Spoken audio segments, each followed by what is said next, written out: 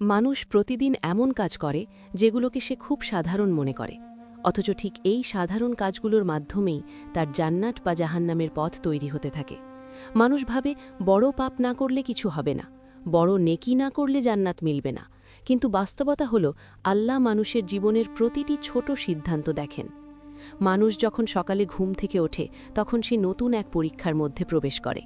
চোখ খোলার সঙ্গে সঙ্গে তার সামনে দুইটা রাস্তা খুলে যায়। এক রাস্তা আল্লাহর দিকে যায়, আর একটা রাস্তা নাফস ও শয়তানের দিকে যায়। মানুষ বেশিরভাগ সময় বুঝতেই পারে না সে কোন রাস্তায় হাঁটছে। প্রথম যে বিষয়টা মানুষকে জান্নাতের দিকে নিয়ে যায় সেটা হলো আল্লাহকে একমাত্র ভরসা বানানো। শুধু মুখে বিশ্বাস নয়, অন্তরের বিশ্বাস। মানুষ বিপদে পড়লে আল্লাহকে ডাকে, কিন্তু বিপদ কেটে গেলে আবার নিজের শক্তিকে বড় মনে করে। এই দ্বৈত আচরণ ধীরে ধীরে ঈমানকে দুর্বল করে দেয়। যে মানুষ সব অবস্থায় বলে আমার রব আল্লাহ, সে জান্নাতের পথে দাঁড়িয়ে থাকে। এরপর আসে নামাজ। নামাজ শুধু ইবাদাত নয়, এটা মানুষের দৈনন্দিন জীবনের দিক নির্দেশনা। যে মানুষ নামাজকে সময়ের বোঝা মনে করে সে আসলে আল্লাহর সাথে সম্পর্ককে বোঝা মনে করে। নামাজ এমন হওয়া দরকার যা মানুষকে মিথ্যা বলা থেকে আটকায়, হারাম দেখা থেকে ফেরায়, অন্যায় করা থেকে দূরে রাখে। যে নামাজ এই কাজ করে না সেই নামাজ তার পূর্ণ হক আদায় করেনি। নামাজের পরেই আসে রিজিকের বিষয়। মানুষ বলে সবাই তো করে, কিন্তু হারাম রিজিকের একটা লুকমা মানুষের অন্তরকে কালো করে দেয়। হারাম খাওয়া মানুষকে এমন জায়গায় নিয়ে যায় যেখানে সে পাপকে আর পাপ মনে করে না। জান্নাতের খাবার শুধু সেই মানুষই পাবে যে দুনিয়াতে নিজেকে হালাল দিয়ে সীমাবদ্ধ রেখেছে। এরপর আসে চোখ, কান আর জিহ্বা। চোখ দিয়ে শুরু হয় অনেক বড় পাপ। একবার হারামের দিকে তাকানো, দ্বিতীয়বার তাকানো, তারপর অন্তর নরম হয়ে যায়। জিহ্বা দিয়ে মিথ্যা, গীবত, অপবাদ, এই ছোট শব্দগুলো কিয়ামতের দিন পাহাড় হয়ে দাঁড়াবে। যে মানুষ নিজের জিহ্বা নিয়ন্ত্রণ করতে পারে সে নিজের জাহান্নাম থেকে নিজেকে বাঁচিয়ে ফেলে। মাতা পিতার সাথে আচরণ জান্নাতের সবচেয়ে সংবেদনশীল দরজা। যে মানুষ মায়ের কষ্টকে হালকা ভাবে, বাবার অবহেলাকে স্বাভাবিক মনে করে, সে জান্নাতের পথে নিজের হাতে কাঁটা ছড়িয়ে দেয়। আবার যে মানুষ বাবা মায়ের রাগের সময়ও ধৈর্য ধরে, তাদের দোয়া নেয়, তার জন্য জান্নাত সহজ হয়ে যায়। মানুষের হক এমন এক বিষয় যেটা আল্লাহ নিজে ক্ষমা করেন না। যে টাকা মানুষ অন্যায়ভাবে নেয়, যে সম্মান মানুষ ভেঙে দেয়, এসবের হিসাব দিতেই হবে। কিয়ামতের দিন নামাজ, রোজা দিয়ে যদি মানুষের হক শোধ করতে হয় তাহলে অনেকেই নিঃস্ব হয়ে যাবে। জান্নাতের পথে চলতে চাইলে মানুষের সাথে ন্যায় করতে শিখতে হবে। এরপর আসে তওবার বিষয়। মানুষ ভাবে একদিন তওবা করব, কিন্তু সেই একদিন অনেকের জীবনে আসে না। তওবা মানে শুধু কান্না নয়, তওবা মানে পাপ ছেড়ে দেওয়া। যে মানুষ পাপের রাস্তা খোলা রেখে আল্লাহর কাছে ক্ষমা চায় সে নিজেকেই ধোঁকা দেয়। আল্লাহ সেই বান্দাকে ভালোবাসেন যে পড়ে যায় কিন্তু আবার উঠে দাঁড়ায়। এই পর্যন্ত এসে মানুষ এখনও নিরাপদ এলাকায় আছে, এখনও সে জান্নাতের পথেই দাঁড়িয়ে আছে, কিন্তু এখান থেকেই শুরু হয় অবহেলা। মানুষ ভাবে আমি তো খারাপ না। এই বাক্যটাই অনেককে জাহান্নামের দিকে ঠেলে দেয়, কারণ আত্মতৃপ্তি মানুষকে আর সতর্ক থাকতে দেয় না। এই পাঠ এখানেই থামে না, এখান থেকেই পরের পাঠের দরজা খুলে যায়, যেখানে সেই কাজগুলোর কথা আসবে যেগুলো মানুষকে ধীরে ধীরে জাহান্নামের কিনারায় নিয়ে যায়, অথচ মানুষ বুঝতেই পারে না সে কখন আগুনের দিকে এগিয়ে গেছে। মানুষ ভাবে জাহান্নামের পথ যাওয়া মানে হঠাৎ করে বড় কোনো অপরাধ করা, কিন্তু বাস্তবতা হলো জাহান্নামের পথ শুরু হয় ধীরে ধীরে, এমন কাজ দিয়ে যেগুলো মানুষ খুব স্বাভাবিক মনে করে। এই পাঠে সেই কাজগুলোর কথা বলা হচ্ছে যেগুলো মানুষকে অজান্তেই আগুনের দিকে নিয়ে যায়। প্রথম কাজ, নামাজে গাফেলতি। নামাজ ছেড়ে দেওয়া শুধু একটা আমল ছাড়া নয়, এটা আল্লাহর সাথে সম্পর্ক ছিন্ন করার প্রথম ধাপ। যে মানুষ বলে পরে পড়ব, কাজ আছে, মন চায় না, সে ধীরে ধীরে এমন জায়গায় পৌঁছে যায় যেখানে নামাজই আর মনে পড়ে না। নামাজ ছাড়া মানুষ পাপকে সহজ মনে করতে শুরু করে। দ্বিতীয় কাজ, হারামকে স্বাভাবিক করে নেওয়া। প্রথমবার হারাম করতে গিয়ে অন্তর কাঁপে, দ্বিতীয়বার কম কাঁপে, তৃতীয়বার আর কাঁপে না। এভাবেই হারাম মানুষের জীবনের অংশ হয়ে যায়। সুদ, ঘুষ, প্রতারণা, ব্যভিচার, যেগুলোকে মানুষ আজকাল চালাকি বলে, আল্লাহ সেগুলোকে ধ্বংস বলেন। তৃতীয় কাজ, জিহ্বার পাপ। মানুষ ভাবে কথা তো কথা, কিন্তু একটি কথা কারো জীবন ভেঙে দিতে পারে। গীবত, অপবাদ, মিথ্যা সাক্ষ্য, এসব কাজ মানুষকে জাহান্নামের গভীরে নিয়ে যায়। রাসূল সাল্লাল্লাহু আলাইহি ওয়াসাল্লাম বলেছেন, অধিকাংশ মানুষ জাহান্নামে যাবে জিহ্বা ও লজ্জাস্থানের পাপের কারণে। চতুর্থ কাজ, অহংকার।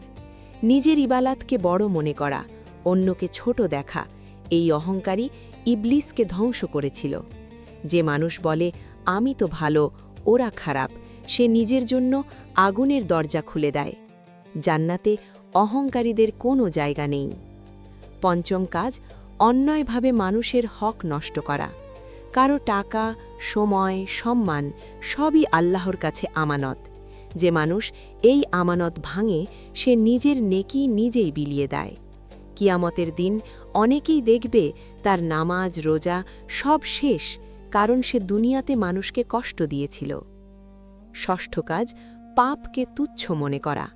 মানুষ বলে এটা তো ছোট পাপ, কিন্তু আল্লাহর কাছে কোনো পাপ ছোট নয়।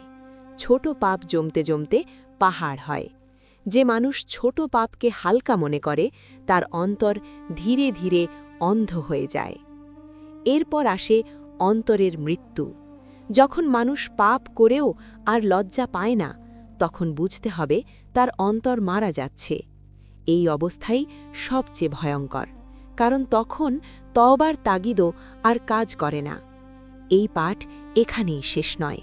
এখান থেকেই পরের পাঠে মানুষ ঢুকে পড়ে জাহান্নামের বাস্তব দৃশ্যে। আগুন, পিপাসা, অনুতাপ আর সেই আর্তনাদ যা শুনে মানুষ দুনিয়াতে থাকতেই কেঁপে ওঠে। এখন মানুষ আর কেবল কাজের কথা শুনছে না, এখন সে সেই পরিণতির মুখোমুখি হচ্ছে যেগুলোর দিকে তার কাজগুলো তাকে ঠেলে দিয়েছে।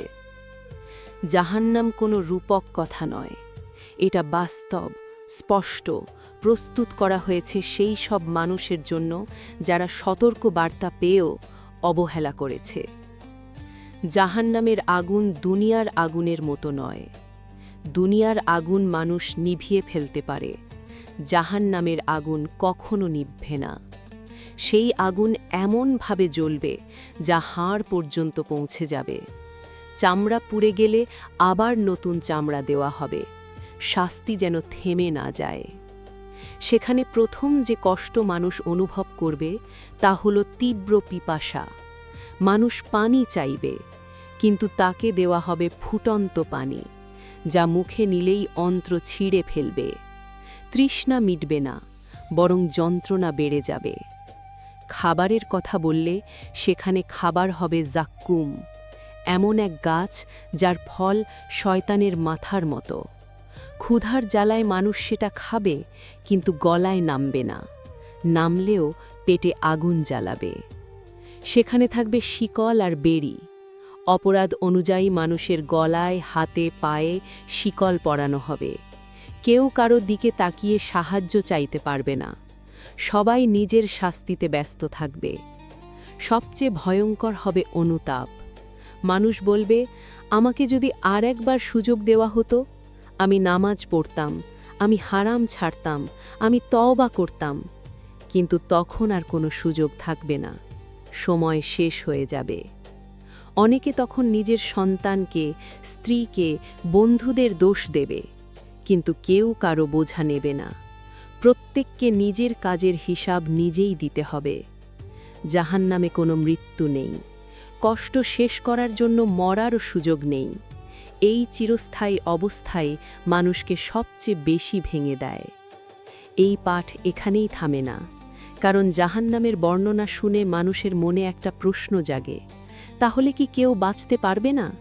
ঠিক এখান থেকেই পরের পাঠ শুরু হবে, যেখানে জান্নাতের দরজা আবার খুলে দেওয়া হবে আর দেখানো হবে আল্লাহর রহমত কতটা বিস্তৃত।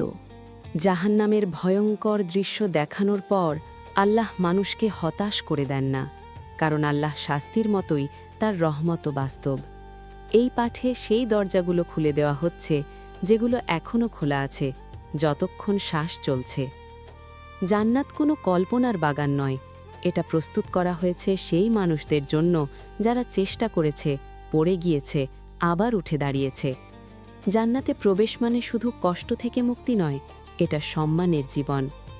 জান্নাতের প্রথম অনুভূতি হবে নিরাপত্তা, সেখানে কোনো ভয় থাকবে না। কেউ কাউকে কষ্ট দেবে না, কেউ কাউকে ঠকাবে না। মানুষের অন্তর থেকে হিংসা, রাগ, দুঃখ সব তুলে নেওয়া হবে। জান্নাতে মানুষের শরীর হবে নতুন, ক্লান্তি থাকবে না, অসুস্থতা থাকবে না, বয়স বাড়বে না। চোখ যা দেখবে মন তার চেয়েও বেশি পাবে।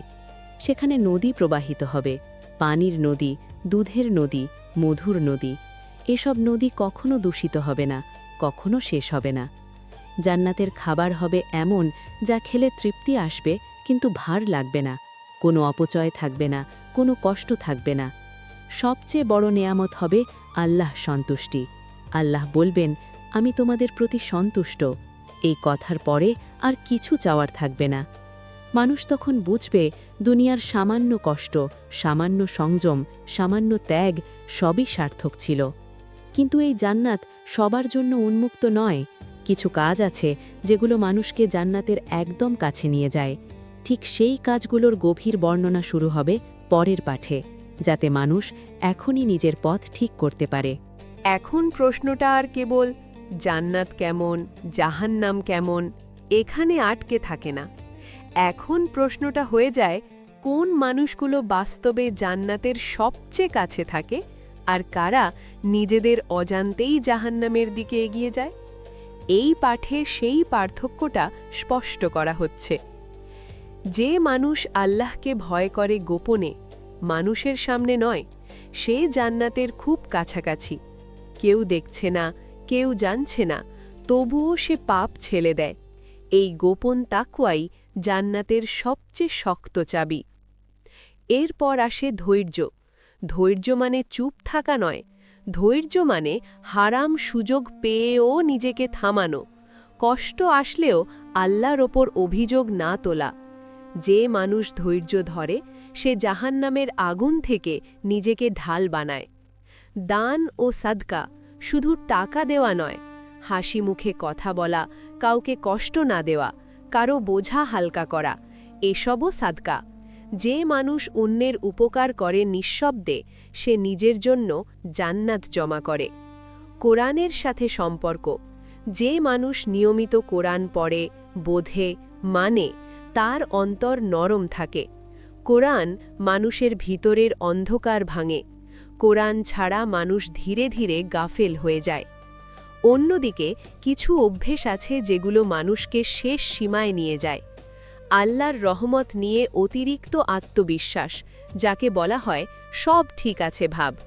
এই ভাবটাই মানুষকে সতর্ক থাকতে দেয় না।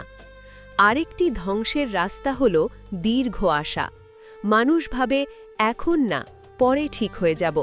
এই পরে অনেকের জীবনে আর আসে না। মৃত্যু হঠাৎ আসে। প্রস্তুতি ছাড়া মানুষ ধরা পড়ে যায়। এই পাঠে এসে মানুষ এখন দুটো দৃশ্য স্পষ্টভাবে দেখেছে। একদিকে জান্নাতের আশা, আরেক দিকে জাহান্নামের ভয়। এখন আর শুধু শোনা নয়, সিদ্ধান্ত নেওয়ার সময়। ঠিক এই সিদ্ধান্তের চূড়ান্ত রূপ আসবে পরের পাঠে, যেখানে সব কিছুর হিসাব এক জায়গায় এসে দাঁড়াবে। এখন আর গল্প নেই, বর্ণনা নেই, এখন হিসাব। এই পাঠে মানুষ নিজের সঙ্গে একা হয়ে দাঁড়ায়, কারণ জান্নাত ও জাহান্নামের মাঝখানে কোনো তৃতীয় জায়গা নেই। প্রত্যেক মানুষকে একদিন বলা হবে, এই হলো তোমার আমল, এই হলো তোমার পথ। কিয়ামতের দিন মানুষকে একা ডাকা হবে। কোনো বন্ধু সঙ্গে থাকবে না, কোনো পরিবার পাশে দাঁড়াবে না। যে মুখ দুনিয়াতে হাসতে হাসতে পাপ করেছিল, সেই মুখ সেদিন ভারী হয়ে যাবে। আর যে মুখ দুনিয়াতে গোপনে কেঁদেছিল, সেই মুখ আলোকিত হবে। সেদিন হিসাব হবে ছোট ছোট কাজের, একটা কথা, একটা দৃষ্টি, একটা সিদ্ধান্ত। মানুষ অবাক হয়ে দেখবে যে কাজগুলো সে ভুলে গিয়েছিল, সেগুলো সব লেখা আছে। কিছু মানুষ খুশিতে কেঁদে ফেলবে, কিছু মানুষ অনুতাপে চিৎকার করবে। তারপর পাল্লা বসানো হবে, এক পাশে নেকি, আরেক পাশে গুনাহ। কেউ দেখবে তার সামান্য সাদকা, কাউকে না কষ্ট দেওয়া, হারাম সুযোগ ছেড়ে দেওয়া, এই কাজগুলো তার পাল্লা ভারী করে দিয়েছে। আবার কেউ দেখবে নামাজে গাফেলতি, অহংকার, মানুষের হক নষ্ট করা, এসব তার সব আমল ডুবিয়ে দিয়েছে। তখন আর অজুহাত চলবে না। এরপর আসবে চূড়ান্ত ঘোষণা। একদলকে বলা হবে, ভয় নেই, দুঃখ নেই, তারা জান্নাতের দিকে এগিয়ে যাবে। আরেক দলকে বলা হবে, আজ তোমাদের জন্য কোনো সাহায্য নেই, তারা জাহান্নামের দিকে নিয়ে যাওয়া হবে। এই মুহূর্তে মানুষ বুঝবে দুনিয়ার জীবন কত ছোট ছিল আর আখিরাত কত বড়। যে সুযোগগুলো সে ফেলে দিয়েছিল সেগুলোই ছিল সবচেয়ে দামি। এই পাঠ এখানেই শেষ, কিন্তু তোমার পথ এখানেই শেষ নয়। যতক্ষণ শ্বাস চলছে ততক্ষণ সিদ্ধান্ত বদলানো যায়। আজ যে কাজটা তুমি বেছে নেবে সেটাই তোমার চূড়ান্ত ঠিকানা নির্ধারণ করবে। এখন আর বলার কিচ্ছু নেই, কারণ জান্নাত ও জাহান্নামের মাঝখানে দাঁড়িয়ে সিদ্ধান্তটা তোমার।